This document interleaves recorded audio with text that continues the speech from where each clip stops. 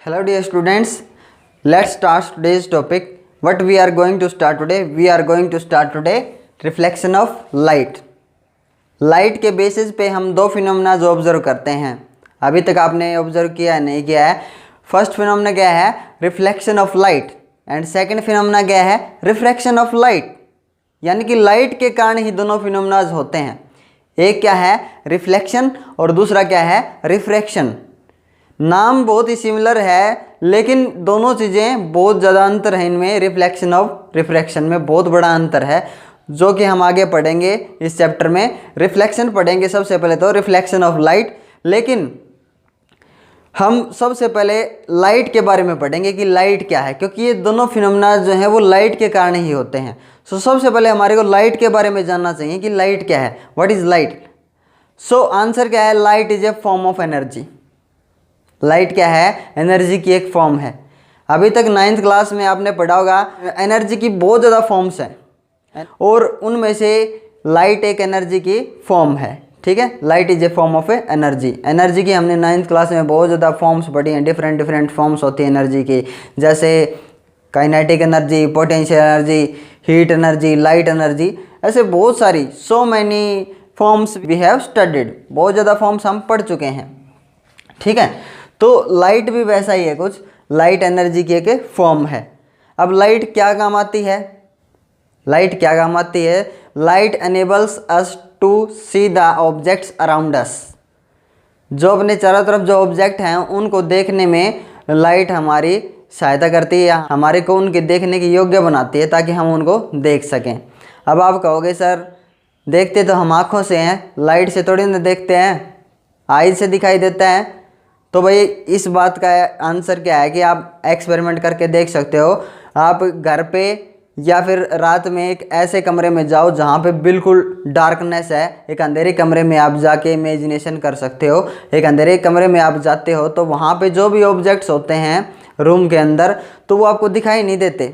लेकिन जैसे ही आप सोर्स ऑफ लाइट ऑन करते हो, सोर्स ऑफ लाइट क्या है? बल्ब। जैसे आप बल्ब या फिर टॉर्च जो है उसका स्विच ऑन करते हो, तो वहाँ पे जो भी ऑब्जेक्ट्स हैं उस रूम के अंदर वो आपको दिखाई देते हैं कि यहाँ पे सोफ़ा है, यहाँ पे फ्रिज रखा हुआ है, यहाँ पे मेज़ है, टेबल है। ठीक है ना, सारे ऑब्जेक्ट्स, चेयर, टेबल, सोफ़ा वगैरह आपको दिखाई देने लग जाते हैं। सो आपको देखने के लिए क्या चाहिए? आपको देखने के लिए आइज़ के साथ साथ और क्या चाहिए? A source of light. समझ में आया? एक सोर्स ऑफ लाइट चाहिए जिसके कारण आप ऑब्जेक्ट्स को देख सकते हो। तो जो भी ऑब्जेक्ट्स हैं इस दुनिया में, हमने इसी चीज़ को देखते हुए, इस बात को ध्यान में रखते हुए हमने उनको क्लासिफाई किया 2 काइंड्स ऑफ ऑब्जेक्ट्स में। यानी कि इस दुनिया में जितने भी ऑब्जेक्ट हैं वो सिर्फ 2 टाइप के होते हैं। एक क्या है? ल्यूमिनियस ऑब्जेक्ट्स, और दूसरा क्या है? Non luminous objects. अब ल्यूमिनियस ऑब्जेक्ट्स क्या होते हैं? जिनकी खुद की लाइट होती है। ठीक है, एक तो क्या है? जो लाइट रिफ्लेक्ट करते हैं, जिनकी खुद की लाइट नहीं होती, वो क्या कहलाते हैं? Non luminous. एक जिनकी खुद की लाइट होती है, जो अपनी खुद की लाइट को इमिट करते हैं, वो क्या कहलाते हैं? Luminous objects. जैसे सन, मून। नहीं, मून नहीं है भाई। कभी भी आप मून को ल्यूमिनियस ऑब्जेक्ट नहीं मानोगे। क्यों नहीं मानोगे? क्योंकि मून का खुद का जो है प्रकाश नहीं है, मून की खुद की लाइट नहीं है, वो अपनी खुद की लाइट इमिट नहीं करता, वो सनलाइट को रिफ्लेक्ट करके अर्थ तक भेजता है। खुद की लाइट है नहीं है उसकी, सन की लाइट है, सन की लाइट को रिफ्लेक्ट करता है और अर्थ पे भेजता है। ये रिफ्लेक्शन है। समझ में आया? रिफ्लेक्शन के कारण वो हमारे को दिखाई देता है, मून। सो मून को ल्यूमिनियस ऑब्जेक्ट से निकाल करके, moon is not a luminous object, moon luminous object नहीं है, इसको वहाँ से निकाल के किस कैटेगरी में डालो? नॉन ल्यूमिनियस ऑब्जेक्ट्स की कैटेगरी में। Okay, so moon is a non luminous object. कभी भी आपने मून को ल्यूमिनियस ऑब्जेक्ट के एग्जाम्पल में नहीं लेना है। याद रखना हमेशा, मून का खुद का प्रकाश नहीं होता, मून की खुद की लाइट नहीं होती। ओके, अब जैसे एग्जाम्पल लिया था हमने सन। हाँ, सन क्या है? ल्यूमिनियस ऑब्जेक्ट है, क्योंकि सन की खुद की लाइट है ना, सन का खुद का प्रकाश है।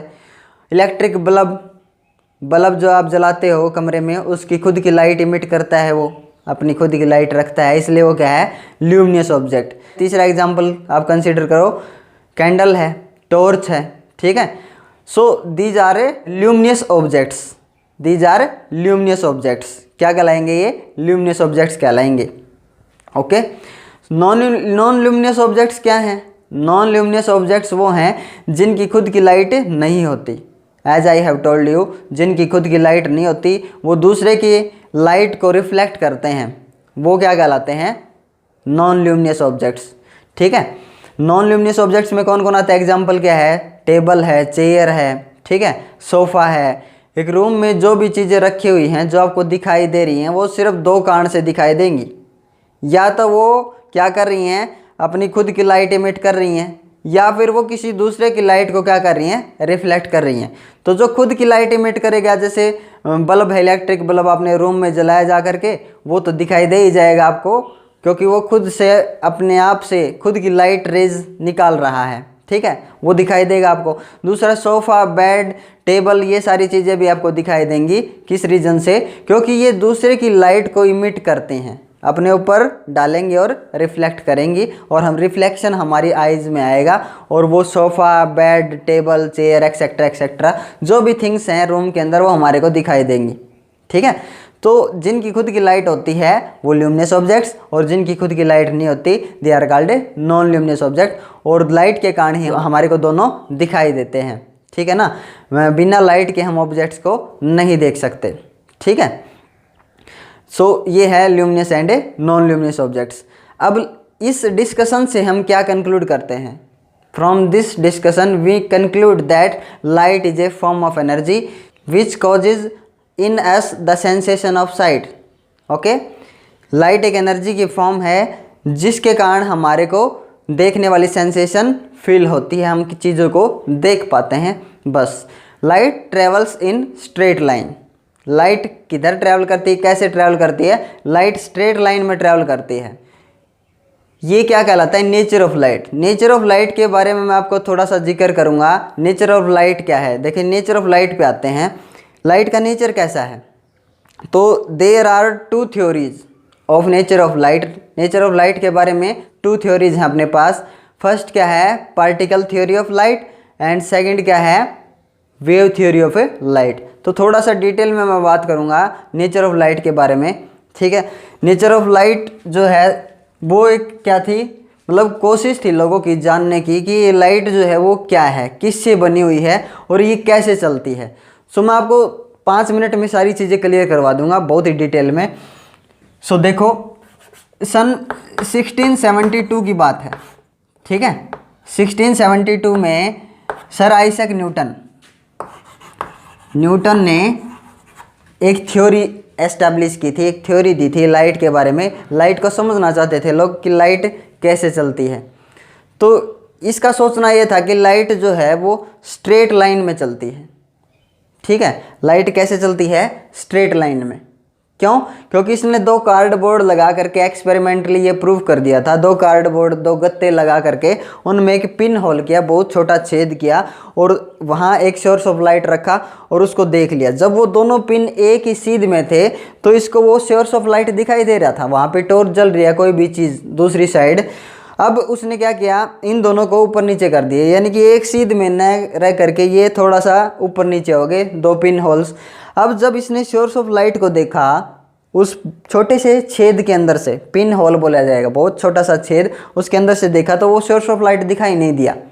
तो यानी कि जब एक सीध में होते हैं बिल्कुल स्ट्रेट लाइन में, 2 पिन होल जब एक स्ट्रेट लाइन में हो तब उधर सोर्स ऑफ लाइट दिखाई देगा, यानी कि light travels in the straight line. ये इसने प्रूव कर दिया था कार्डबोर्ड के एक्सपेरिमेंट से। और इसने सोचा था, आइजैक न्यूटन ने सोचा कि जो लाइट है वो, लाइट का बिहेवियर कैसा है, एक तीर जैसा, एक पत्थर के दाने जैसा, अगर आप उसको फेंकोगे तो कैसे जाएगा? स्ट्रेट लाइन में जाएगा। तो इस थ्योरी को क्या नाम दिया गया? Newton's corpuscular theory.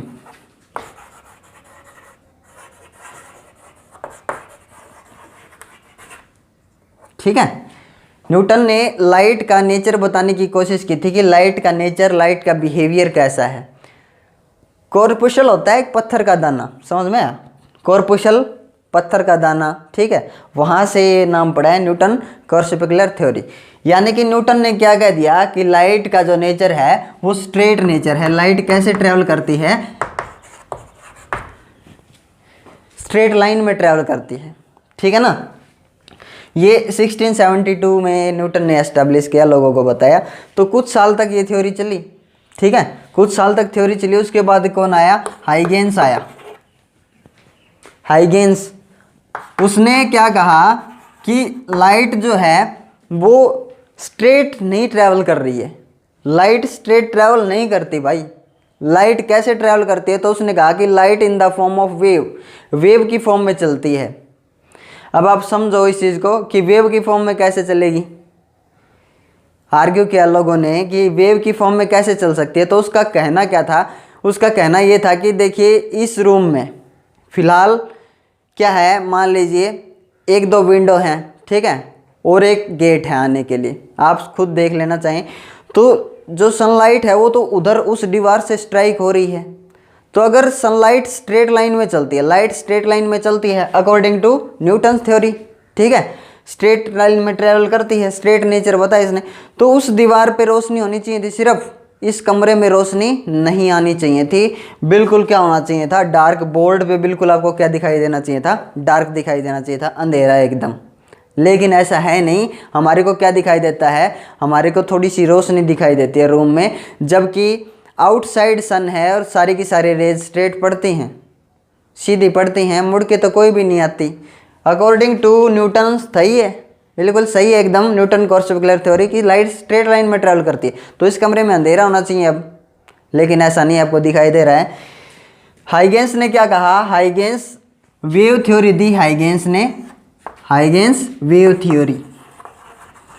और उसने क्या कहा कि लाइट का स्ट्रेट नेचर नहीं है, लाइट का वेव नेचर है। कैसा नेचर है? वेव नेचर है भाई लाइट का। तो लोगों ने पूछा कि ऐसा कैसे हो सकता है? तो उसने कहा कि वेव मैं इसलिए मान रहा हूँ, देखिए, क्योंकि इसका बिहेवियर जो है वाटर से मैच करता है, पानी से, ठीक है। उसने क्या कहा? देखिए ये एक प्लाट है, आप प्लाट, बड़ा प्लाट कंसीडर कर सकते हैं, जिसकी एक 4 दीवारी है, और यहाँ पे एक मकान बना हुआ है इसके अंदर, ओके। अब इस मकान में सनराइज हो रहा है, इधर सनराइज हुआ, इधर ये सन है, सोर्स ऑफ लाइट, ओके, और सनरेज ऐसे आ रही हैं। इधर कोई भी विंडो नहीं है, ठीक है ना, इस दीवार में कोई भी विंडो नहीं है। इधर यहाँ एक गेट है सिर्फ, ठीक है, यहाँ एक गेट है यहाँ पे, ठीक है। तो उसने क्या कहा कि देखिए जब हम इस गेट को ओपन करेंगे, गेट को खोलेंगे, तो इसमें क्या आ जाती है? थोड़ी सी लाइट आ जाती है, इधर थोड़ी सी लाइट आ जाती है, ठीक है। यहाँ पे मान लीजिए एक और रूम है, यहाँ पे जब हम इसका गेट ओपन करते हैं तो थोड़ी सी लाइट यहाँ पे भी आ जाएगी, इस दीवार पे सामने वाले पे थोड़ी सी ब्राइटनेस आ जाती है, हम देखते हैं। और अगर यहाँ पे इसके अंदर कोई और कमरा है तो यहाँ पे जब इस गेट को ओपन किया जाएगा थोड़ी सी रोशनी एज कम्पेयर टू दिस, यहाँ पे ब्राइटनेस क्या रहेगी? कम। लेकिन कुछ तो ब्राइटनेस होगी यहाँ पे, ऐसा नहीं होगा बिल्कुल डार्कनेस हो। जब आप इसका गेट खोलोगे तो यहाँ पे सामने वाली दीवार पे कुछ रोशनी आ जाएगी। यहाँ पे सबसे ज़्यादा रोशनी आ जाएगी इस रूम में, इस फर्स्ट वाले रूम में, सेकंड वाले में थोड़ा कम, और थर्ड वाले में उससे कम। लेकिन ऐसा नहीं होगा कि ब्राइटनेस 0 हो, ऐसा नहीं होगा। अकॉर्डिंग टू न्यूटन अगर देखा जाए तो लाइट जो है स्ट्रेट चलनी चाहिए थी, ऐसे स्ट्रेट जानी चाहिए थी सन से ऐसे। अब यहाँ पे इस कमरे में क्या रहना चाहिए था? अंधेरा। लेकिन उसने क्या दिखाया लोगों को प्रूव करके कि लाइट तो मुड़ती है, लाइट मुड़ती है। तो उसने पूछा अब बताओ लाइट स्ट्रेट लाइन में चलती है या मुड़ती है? तो लोगों को समझ में आएगा कि लाइट मुड़ती है। तो उसने बताया, रीज़न इसका एक्सप्लेन किया कि लाइट जो है वो रूम में भर रही है। कैसे भर रही है? किस एग्जांपल से बताने की कोशिश की। मान लीजिए यहाँ पे एक पानी का पाइप छोड़ रखा है हमने, ठीक है। अब इस सारे प्लॉट में पानी भर जाएगा ना, जब उस टाइम पे जब हम इसका थोड़ा सा गेट दरवाज़ा अगर खोल देंगे तो पानी जो है इधर भर जाएगा, पानी अंदर घुस गया, इस रूम में पानी भर जाएगा, ठीक है। अब अगर आप इस रूम का गेट खोल देते हो तो इस रूम में पानी भर जाएगा, और इसमें भरने के बाद जब इसका गेट खोल दोगे तो इस रूम में भर जाएगा। तो पानी में जो एनर्जी है वो कैसे कैरी होती है, कैसे ट्रांसफ़र होती है, in the form of A waves. पानी भरता है, वैसे ही लाइट भी भरती है, समझ में आया, लाइट भी भरती है। तो पानी को कंपेयर करके लाइट को कंपेयर किया गया पानी के एग्जाम्पल से, कि पानी में जो एनर्जी है उसका ट्रांसमिशन कैसे होता है, in the form of waves. तो यहाँ पे लाइट भी जो है वो, लाइट का बिहेवियर जो है वाटर से मैच कर रहा है। तो यहाँ पे भी एक एनर्जी जो ट्रांसमिशन होगा, एनर्जी जो कैरी होगी वो किस फॉर्म में होगी, in the form of waves. तो यहाँ उसने इस एक्सपेरिमेंट से ये शो किया, ये प्रूव कर दिया कि लाइट का नेचर कैसा है, वेव नेचर।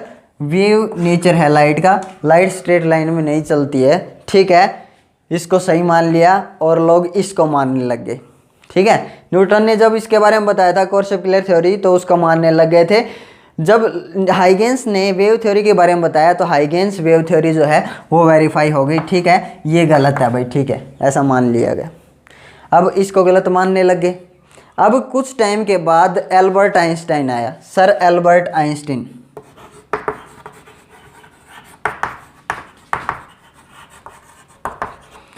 एल्बर्ट आइंस्टाइन ने क्या कहा, ये बात है सन 1905 की, ठीक है। 1905 में एल्बर्ट आइंस्टाइन ने लाइट के नेचर को एक्सप्लेन करने की कोशिश की और क्या कहा कि देखो कुछ साल तो ये थ्योरी चली है, ठीक है, वेव थ्योरी सही है।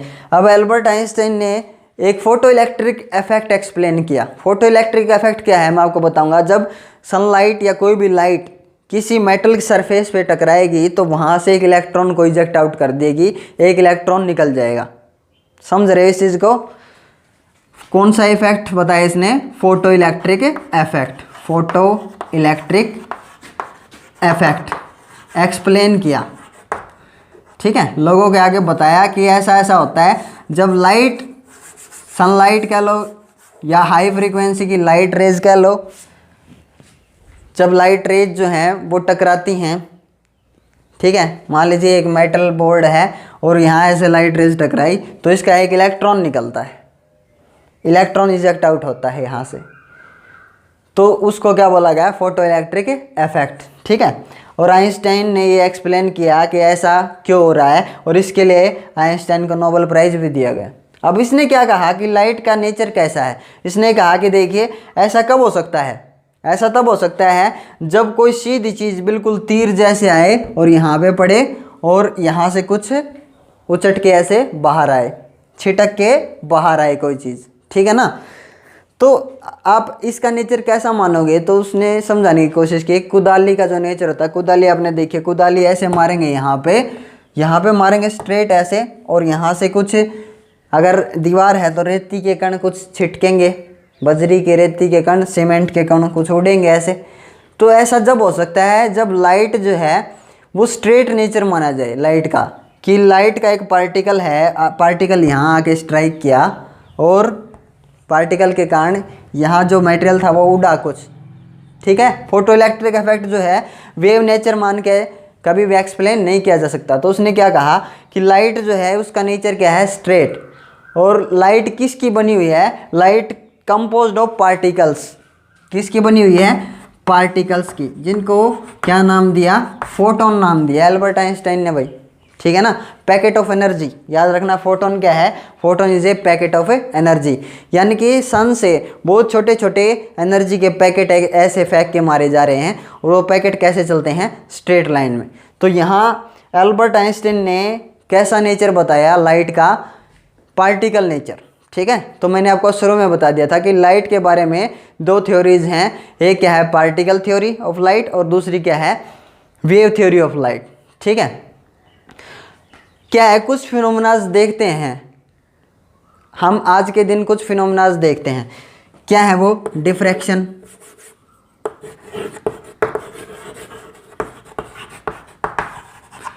Diffraction, interference,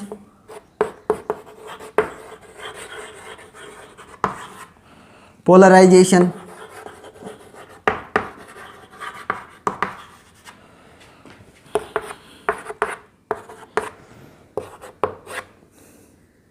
reflection and fifth refraction, ठीक है ना।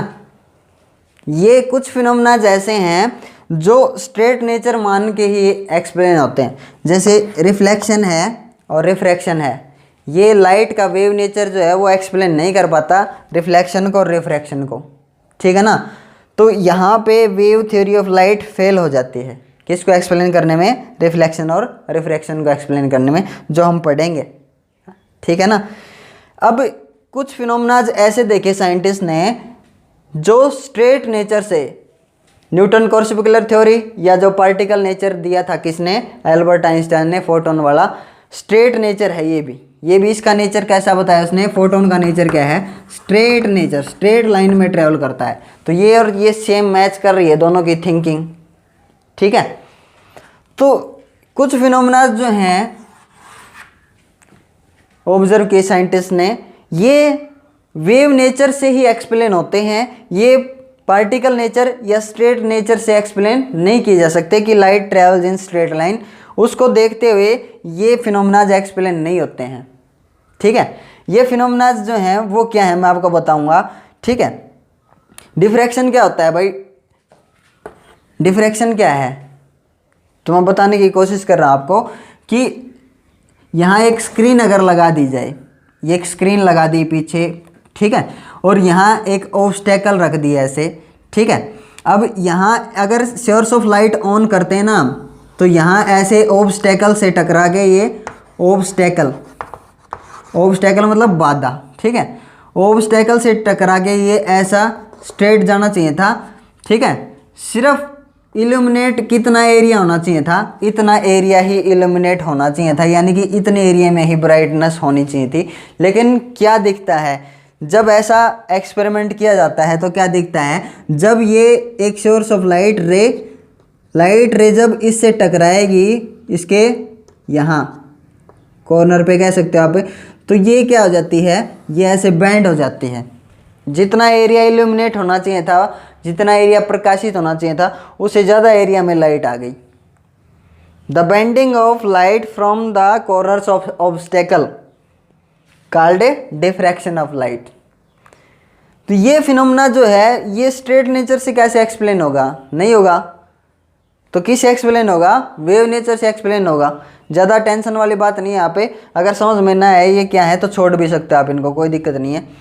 लेकिन मैं समझाने की कोशिश कर रहा हूँ कि ये फिनोमेना है क्या। अब इंटरफेरेंस क्या है, एक बार इंटरफेरेंस को भी देख। एक एक्सपेरिमेंट किया गया, एक स्क्रीन जब लगाई गई ऐसे, ठीक है, और यहाँ एक कार्डबोर्ड लिया गया, ठीक है, यहाँ एक बिल्कुल छोटा सा होल किया गया और यहाँ पे भी एक बिल्कुल छोटा सा होल, बहुत छोटा होल ऐसे किया गया, ठीक है।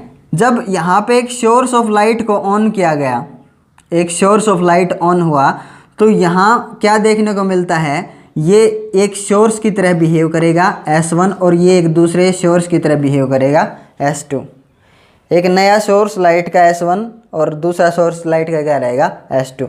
ऐसे तो क्या दिखाई दिया, ये दिखाई दिया कि सब स्क्रीन पे ऑब्जर्व किया गया, तो ये दिखा, देखिए सेंटर से एक लाइन में ऐसे मिला देता हूँ बिल्कुल, ठीक है।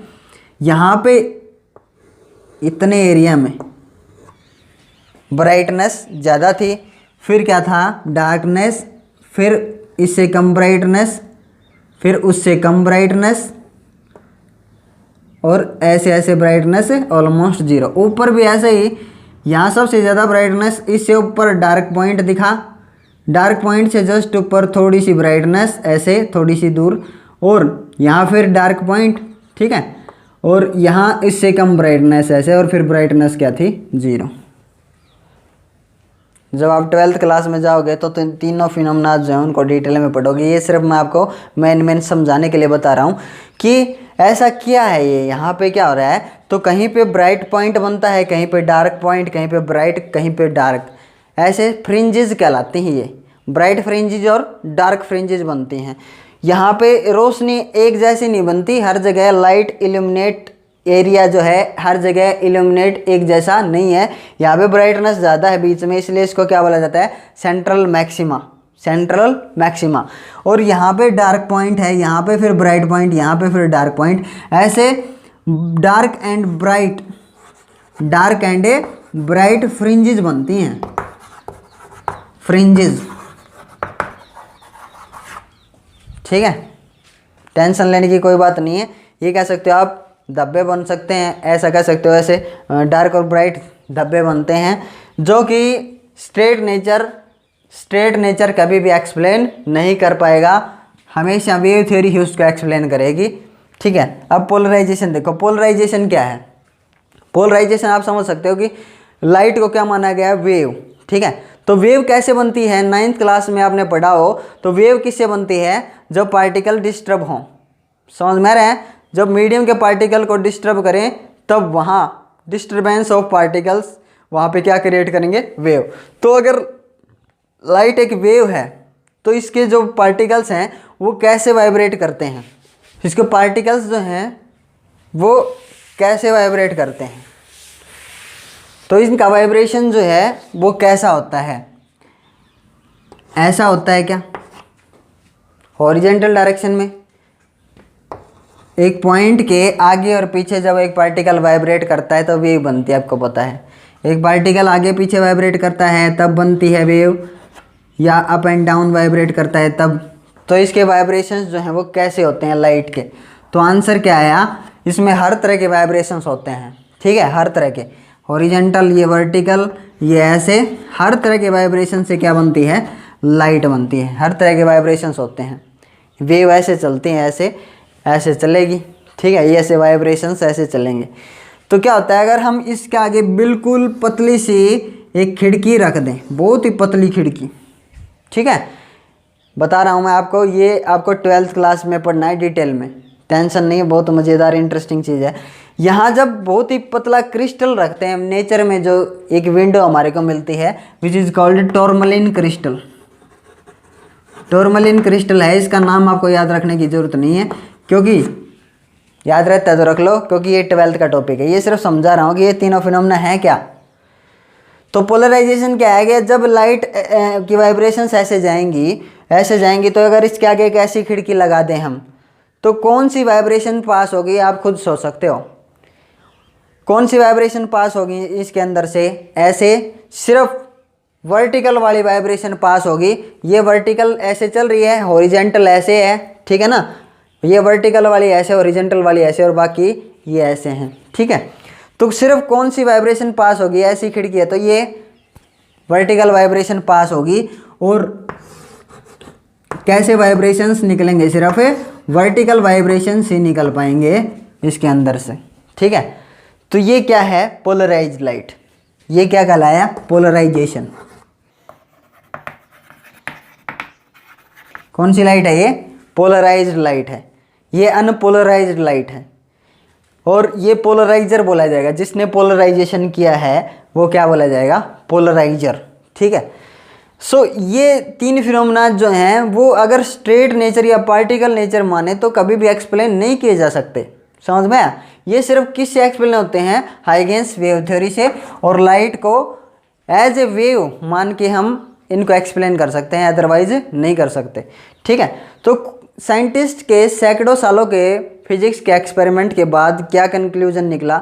ये कंक्लूड किया कि कुछ फिनोमेनाज ऐसे हैं जो सिर्फ वेव मानकर ही हम एक्सप्लेन कर सकते हैं, और कुछ फिनोमेनाज ऐसे हैं जो सिर्फ पार्टिकल मान के, स्ट्रेट नेचर मान के एक्सप्लेन कर सकते हैं, जैसे फोटो इलेक्ट्रिक इफेक्ट हुआ, रिफ्लेक्शन, रिफ्रैक्शन। ठीक है, तो कुछ फिनोमेनाज जो हैं वो सिर्फ वेव से एक्सप्लेन होते हैं, और कुछ फिनोमेनाज स्ट्रेट नेचर से ही, पार्टिकल नेचर से ही एक्सप्लेन होते हैं।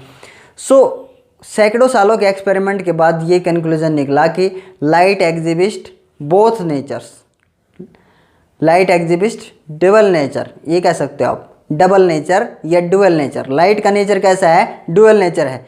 लाइट के पास दोनों नेचर हैं। लाइट वेव नेचर भी शो करती है और पार्टिकल नेचर भी शो करती है। इसलिए आपको आज के बाद याद रखना है कि लाइट का नेचर कैसा है? डुअल नेचर है, डबल नेचर है लाइट का। लाइट एज ए पार्टिकल भी बिहेव करती है और एज ए वेव भी बिहेव करती है। ये देखा गया है, साइंटिफिकली प्रूव है ये। ठीक है, अप्रूव्ड हो चुका है ये। सो आज के दिन हमारे को पता है light has A dual nature, double nature.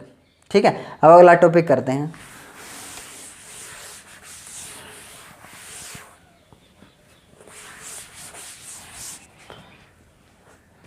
अभी हम क्या पढ़ेंगे, reflection of light. Reflection of light क्या है?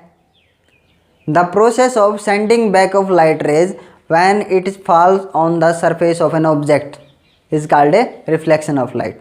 क्या है, आप देख सकते हो जैसे एक लाइट रे गई, मिरर से स्ट्राइक करती है और रिफ्लेक्ट होके आती है, टकराती है, और ये प्रोसेस होती है, रिफ्लेक्ट होती है, मुड़ती है। ठीक है, ये क्या कहलाता है? रिफ्लेक्शन ऑफ लाइट कहलाता है। ये फिनोमेना लाइट का परावर्तन, मुड़ के आना। ठीक है ना, ये फिनोमेना क्या है? Reflection of light. ठीक है, अब इसका डायग्राम कैसे बनाते हैं हम? इसका डायग्राम जैसे बना के दिखा रहा हूँ मैं आपको। इसका डायग्राम जब हम बनाएंगे तो यहाँ पे ऐसे बिल्कुल स्ट्रेट लाइन ऐसे ड्रॉ करेंगे और इसको क्या मानेंगे? ये क्या है? मिरर। ये एक मिरर है। ओके, अब इधर जो है ये रफ सरफेस है, इधर वाला रफ सरफेस, और इधर वाला जो है वो स्मूथ सरफेस है। ठीक है, एक लाइट रे ऐसे आई, स्ट्राइक की और ऐसे मुड़ गई। ये क्या है? Reflection of light. ये रे ऐसे गई और ऐसे वापस आई। ठीक है, ये क्या बोला जाएगा? Reflection of light. ठीक है, अब reflection of light two kind का होता है, दो प्रकार का होता है। ठीक है, रिफ्लेक्शन जो है वो दो टाइप का होता है। कैसा? एक तो रेगुलर रिफ्लेक्शन और दूसरा क्या है? Diffuse reflection. रेगुलर रिफ्लेक्शन क्या है सर? रेगुलर रिफ्लेक्शन देखिए, मान लीजिए ये आपके पास एक मिरर है। ओके, सो रेगुलर रिफ्लेक्शन में क्या होता है? ऐसे पैरेलल बीम ऑफ लाइट आ रहा है, ऐसे बहुत सारी लाइट रेज ऐसे इस सरफेस से आगे पैरेलल टकरा रही हैं। ठीक है, जब ये स्ट्राइक करेंगी इससे, जब ये स्ट्राइक करेंगी यहाँ पे, आफ्टर द स्ट्राइकिंग ये रिफ्लेक्ट होंगी, रिफ्लेक्ट हों, और रिफ्लेक्शन के बाद भी ये क्या रहें? पैरेलल ही रहें एक दूसरे के। ठीक है, पैरेलल आया और पैरेलल ही क्या हुआ? रिफ्लेक्ट हुई लाइट रेज। ठीक है, पैरेलल ही लाइट रेज ऐसे आई और पैरेलल ही क्या होगी? रिफ्लेक्ट होगी। सो ये रिफ्लेक्शन क्या कहलाएगा? Regular reflection. ठीक है, अब देखिए बहुत सारी पैरेलल रेज ऐसे आ रही हैं। ठीक है, अब जब ये आफ्टर स्ट्राइकिंग द सरफेस ये रिफ्लेक्ट होंगी, एक तो स्ट्राइक करके ऐसे चली गई, दूसरी स्ट्राइक की और ऐसे आ गई, तीसरी स्ट्राइक करके ऐसे निकल गई, और चौथी स्ट्राइक करके ऐसे निकल गई। ठीक है, जब पैरेलल बीम ऑफ लाइट आया और रिफ्लेक्ट जब हुआ तो वो पैरेलल नहीं रहा। ये रिफ्लेक्शन क्या कहलाएगा? Diffuse reflection. डिफ्यूज रिफ्लेक्शन बोला जाएगा ये। तो भाई क्वेश्चन क्या है कि रेगुलर रिफ्लेक्शन और डिफ्यूज रिफ्लेक्शन कहाँ कहाँ देखने को मिलता है? रेगुलर रिफ्लेक्शन हमारे को स्मूथ सरफेसेस पे देखने को मिलता है, जैसे मिरर है। ठीक है, और ये डिफ्यूज रिफ्लेक्शन बनाया तो मैंने मिरर के ऊपर है, लेकिन ये डिफ्यूज रिफ्लेक्शन कहाँ पे देखने को मिलता है? ये डिफ्यूज रिफ्लेक्शन आपको बेड है, सोफ़ा है, टेबल है, इन सारी चीज़ों पे आपको डिफ्यूज रिफ्लेक्शन देखने को मिलता है। एक ही डायरेक्शन में ये रिफ्लेक्ट नहीं करता।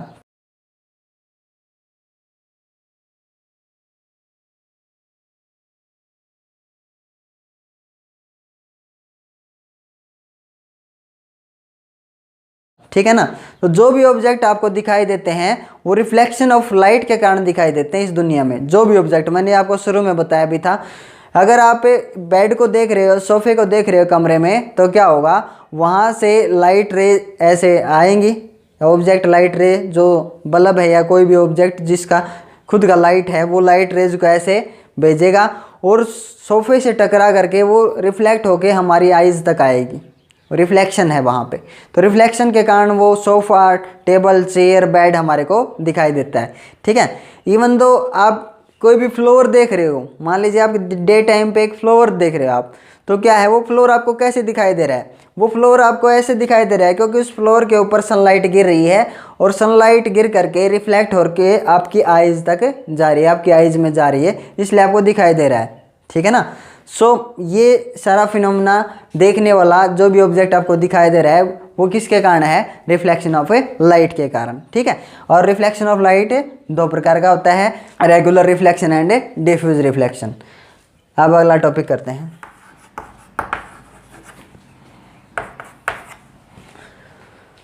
Laws of reflection. Laws of reflection क्या है, रिफ्लेक्शन के दो लॉ हैं जो हमने पढ़ने हैं। First law, first law of reflection, ये क्या है भाई। सो मैं आपको इसकी डेफिनेशन जो स्क्रीन पे प्रोवाइड करवा रहा हूँ। अकॉर्डिंग टू दिस डेफिनेशन क्या कहा गया, अगर ये मान लीजिए ये मिरर है और ये इसका रफ सरफेस है, ठीक है, ये मिरर है M, ये रफ सरफेस और ये क्या है, स्मूथ सरफेस। जब एक लाइट इससे आगे टकराएगी, ठीक है, ये लाइट जो है, ये लाइट रे, इसको क्या नाम दिया गया, इंसिडेंट रे। लाइट रे क्या है, ये कौन सी रे है, इंसिडेंट, जो डाली गई है, इंसिडेंट रे, जो इसके ऊपर डाली, इंसिडेंट रे। जिस पॉइंट पे ये स्ट्राइक करती हैं वो पॉइंट क्या कहलाता है, point of incidence. O point है ये जहाँ पे स्ट्राइक कर रही हैं, तो ये ओ पॉइंट क्या बोला जाएगा, पॉइंट ऑफ इंसिडेंस। ओके, क्योंकि इंसिडेंट रे यहाँ पे टकरा रही है, ठीक है। अब यहाँ पे रिफ्लेक्शन हुआ, ओके, तो ये रे जो है रिफ्लेक्ट होके आई, ये रे क्या बोली जाएगी, रिफ्लेक्टेड रे। ओके, ये रे क्या है, reflected ray, incident ray, reflected रे, ठीक है। और अगर मैं इस मिरर के ऊपर एक परपेंडिकुलर ड्रॉ कर दूं 90 डिग्री पे, देखो इसके ऊपर ये क्या है, परपेंडिकुलर, नॉर्मल, दूसरा नाम क्या बोला जाता है, नॉर्मल, एन। ओके, सो अगर इसके ऊपर ये परपेंडिकुलर मैंने ड्रॉ किया 90 डिग्री पे दिखाई दे रहा है आपको, ठीक है, तो क्या कहा गया, फर्स्ट लॉ क्या बताता है, incident ray, reflected ray and normal रे। नॉर्मल रे हो, रे मान सकते हो आप इसको, या आपने कोई ऐसे नॉर्मल ड्रॉ कर दिया, तो incident ray, reflected ray and normal, they are lie in same plane, एक ही प्लेन में लाई करेंगे। ये चीज़ समझ में नहीं आती बच्चों को, ये क्या कर रहा है, incident ray, reflected ray and normal ray, they are lie in same plane. इसका मतलब क्या है भाई, ऐसा नहीं होगा कि इंसिडेंट रे ऐसे गई और ऐसे रिफ्लेक्ट हो गया आ गई, नहीं, ऐसा कभी नहीं होगा। इसी प्लेन में लाई करेंगी ये, जिस प्लेन में गई है उसी प्लेन में लौट के आएगी, उसी प्लेन में रिफ्लेक्ट होगी, और नॉर्मल भी उसी प्लेन में लेना आपने। ऐसा कभी नहीं होगा ऐसे इंसिडेंट रे गई और ऐसे रिफ्लेक्ट हो गई, ये क्या है, एक ही प्लेन में लाई करेंगी। ये है फर्स्ट लॉ। सेकंड लॉ क्या है, second law of reflection. Second law क्या बताता है भाई, सेकंड लॉ ये कहता है द एंगल ऑफ इंसिडेंस। देखिए नॉर्मल के साथ जो एंगल बन रहा है यहाँ पे, नॉर्मल के साथ इंसिडेंट रे जो एंगल बना रही है, ये एंगल ऑफ इंसिडेंट बोला गया, एंगल आई। और जो नॉर्मल रिफ्लेक्शन के साथ वाला जो एंगल बनाता है, ये एंगल आर बोला गया। ये क्या है, ये देखो ये नॉर्मल है 90 डिग्री पे इसके ऊपर, ठीक है, ये एंगल आई और ये क्या है, एंगल आर। इंसिडेंट नॉर्मल के साथ जो एंगल है, इंसिडेंट रे का नॉर्मल के साथ, वो इंसिडेंट एंगल बोला जाएगा, या एंगल ऑफ इंसिडेंस। पूरा का पूरा एंगल है, ये क्या बोला जाएगा, एंगल ऑफ इंसिडेंस। और ये एंगल सिर्फ इतना, इंसिडेंट एंगल, एंगल आई, और रिफ्रैक्टेड एंगल, ये एंगल आर। तो क्या है इस लॉ में, सेकंड लॉ क्या कहता है, रिफ्लेक्शन में हमेशा एंगल आई और एंगल आर हमेशा क्या होंगे, इक्वल होंगे। ये है सेकंड लॉ ऑफ रिफ्लेक्शन, ठीक है।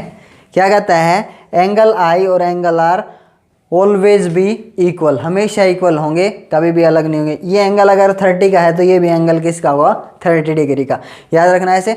अगर आप इसको ऐसे खोलते हो थोड़ा सा, देखो इस रे को अगर आप यहाँ से गिराते हो, मान लीजिए 30 डिग्री पे था, अब आप इसको मान लीजिए 60 पे कर देते हो, ऐसे टकराए ऐसे, ठीक है, 60 डिग्री पे, ये एंगल पूरा कितना है, 60। तो अब रिफ्लेक्ट भी कितने एंगल से होगी, ये एंगल अब ये एंगल आर कितना हो जाएगा 60 डिग्री। ये है second law of reflection, angle I will be always will be equal to angle R. Angle R क्या होंगे, हमेशा इक्वल होंगे। This is the second law of reflection. ठीक है, अब पढ़ेंगे ऑब्जेक्ट एंड इमेज। ऑब्जेक्ट क्या है, anything which gives out light rays, कोई भी चीज़ जो अपने अंदर से लाइट इमिट करती है, ठीक है, चाहे वो खुद की हो चाहे किसी दूसरे की रिफ्लेक्ट कर रही हो, जो लाइट को इमिट करेगा वो क्या कहलाएगा, ऑब्जेक्ट कहलाएगा। कोई भी चीज़ जो लाइट को इमिट करे, अपने से निकाले, वो क्या कहलाएगा, ऑब्जेक्ट कहलाएगा। इमेज क्या है, image is an optical appearance. Image क्या है, ऑप्टिकल अपीयरेंस है, सिर्फ ऑप्टिकल अपीयरेंस। प्रोड्यूस्ड कब प्रोड्यूस होती है, when light rays are coming from an object, जब किसी ऑब्जेक्ट से लाइट रेज आ रही हों और are reflected from a mirror, जब वो किसी मिरर से टकराएं और रिफ्लेक्ट हो जाएं। ठीक है, जब किसी ऑब्जेक्ट से लाइट रेज आ रही हैं, टकरा के मिरर से रिफ्लेक्ट हो जाएं, ठीक है, उस टाइम पे ये एक ऑप्टिकल अपीयरेंस प्रोड्यूस की जाती है थ्रू द मिरर के थ्रू। ठीक है, जैसे आपको दिखाई दे रहा है, एक ऑब्जेक्ट है, पॉइंट ऑब्जेक्ट, वहाँ लाइट रेज ऐसे गई, स्ट्राइक की और ऐसे रिफ्लेक्ट होके आई, हमारी आईज ने उनको क्या किया, ट्रेस किया, बैक ट्रेस, पीछे मिरर में उसकी इमेज हमारे को दिखाई देती है। ठीक है, ये है इमेज। अब ऑब्जेक्ट और इमेज के बारे में हमने पढ़ा है। ऑब्जेक्ट के बारे में मैं आपको बता देता हूँ। ऑब्जेक्ट जो है वो बहुत बड़ा भी हो सकता है और बहुत छोटा भी ले सकते हैं। ऑब्जेक्ट जो है, कौन कौन सा ऑब्जेक्ट जो है वो माना जाएगा। ऑब्जेक्ट आप एक ट्री मान सकते हो, हमारा फेस, हमारी बॉडी लाइक है ऑब्जेक्ट। ठीक है, या फिर पिन या फिर एरो, ये सारे क्या माने जाएंगे, ऑब्जेक्ट। ऑब्जेक्ट को हमने क्लासीफाई किया, यहाँ पे डिवाइड किया ऑब्जेक्ट के साइज़ के अकॉर्डिंग। ऑब्जेक्ट बहुत छोटा हो सकता है और बहुत बड़ा हो सकता है। तो छोटे ऑब्जेक्ट्स को हमने क्या बोला, 4 पॉइंट ऑब्जेक्ट्स। एक पॉइंट के जैसे एरो है, या छोटे ऑब्जेक्ट को क्या बोला गया, पॉइंट ऑब्जेक्ट। और बड़े ऑब्जेक्ट हैं लाइक ट्री वगैरह, तो उनको क्या नाम दिया गया, लार्ज ऑब्जेक्ट्स या एक्सटेंडेड ऑब्जेक्ट्स। ठीक है, सो ऑब्जेक्ट्स पढ़ लिया हमने। अब इमेज जो बनती हैं, अब एक ऑब्जेक्ट से आपको क्या मिलेगी, इमेज मिलेगी। ठीक है, तो इमेज जो ऑब्टेन होती है वो 2 टाइप की इमेज होती हैं। Types of image,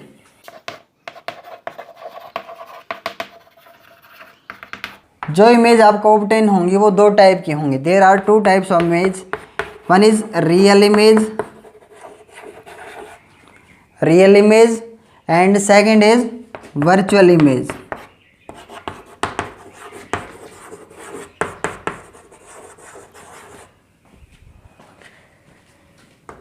real image की डेफिनेशन क्या है, रियल इमेज क्या कहती है, जो इमेज आपको स्क्रीन पे प्रोवाइड हो जाए, जो इमेज स्क्रीन पे मिले हमारे को, the image which can obtained on A screen is called a real image. ठीक है ना। और वर्चुअल इमेज क्या है, उसकी डेफिनेशन क्या है, जो इमेज आपको स्क्रीन पर ना मिले, जो इमेजेस आपको स्क्रीन पर ऑब्टेन ना हो, वो क्या कहलाएगी, वर्चुअल इमेज कहलाएगी। लेकिन इतना डेफिनेशन से समझ में नहीं आता बच्चों को कि रियल इमेज और वर्चुअल इमेज कब मानी जाएगी, कैसे समझे हम इस चीज़ को, रियल इमेज क्या है, वर्चुअल क्या है भाई। तो वैसे मैं आपको बताने की कोशिश कर रहा हूँ, जब एक सिनेमा हॉल में आप फिल्म देख रहे हो तो स्क्रीन पे जो आपको मिल रही है इमेज किसी हीरो हीरोइन की, वो क्या है, रियल इमेज है भाई। ठीक है।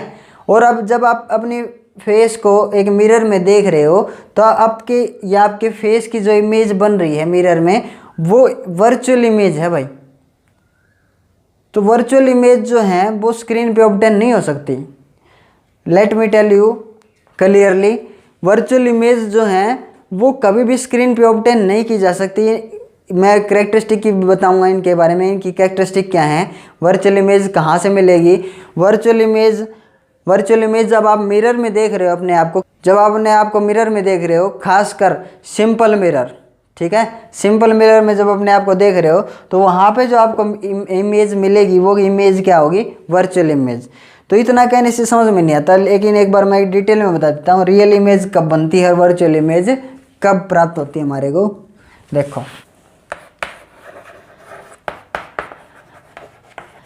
रियल इमेज कब आपको ऑब्टेन होगी, देखिए एक बार एग्जांपल के थ्रू समझने की कोशिश कीजिए। मान लीजिए ये एक मिरर है, सिर्फ समझाने के लिए, और यहाँ पे कोई ऑब्जेक्ट रखा हुआ है, ठीक है, एरो हम क्या मान सकते हैं ऑब्जेक्ट। तो यहाँ से दो लाइट रेज गई ऐसे और ऐसे रिफ्लेक्ट हुई, ठीक है। एक लाइट रे यहाँ स्ट्राइक की और रिफ्लेक्ट हुई। रिफ्लेक्ट होके जब ये दोनों एक दूसरे को काट जाएं, सुनो, रियलिटी में तो गई हैं, रियलिटी में गई हैं, रियलिटी में क्या हुई हैं, रिफ्लेक्ट हुई हैं। तो जहाँ पे रियलिटी में जाए, रियलिटी में एक दूसरे को काट जाएं आफ्टर रिफ्लेक्शन, वहाँ पे क्या बना दो आप, इमेज। ये ऑब्जेक्ट और ये क्या है, इसकी इमेज। सिर्फ समझाने के लिए बता रहा हूँ आपको, और ज़्यादा हम अगला जो लेक्चर है उसमें जाएंगे तो आपको और ज़्यादा क्लियर समझ में आ जाएगा, क्योंकि वहाँ पे रे डायग्राम आपको बना के दिखाऊंगा। अपनी कन्वीनियंट के अकॉर्डिंग हम ऑब्जेक्ट रखेंगे यहाँ पे, और रे डायग्राम में आपको क्लियर हो जाएगा कि रियल इमेज और वर्चुअल इमेज में क्या डिफरेंस है, ठीक है। तो रियलिटी में रे गई और रियलिटी में वापस एक दूसरे को काट जाएंगी, तो ये क्या बनेगी यहाँ पे, रियल इमेज। रियल इमेज की एक खास बात आपको याद रखनी है, रियल इमेज हमेशा आपको कैसी ऑब्टेन होगी, इन्वर्टेड, उल्टी, ओके, हमेशा उल्टी होगी। अब वर्चुअल इमेज कैसी होगी, देखो,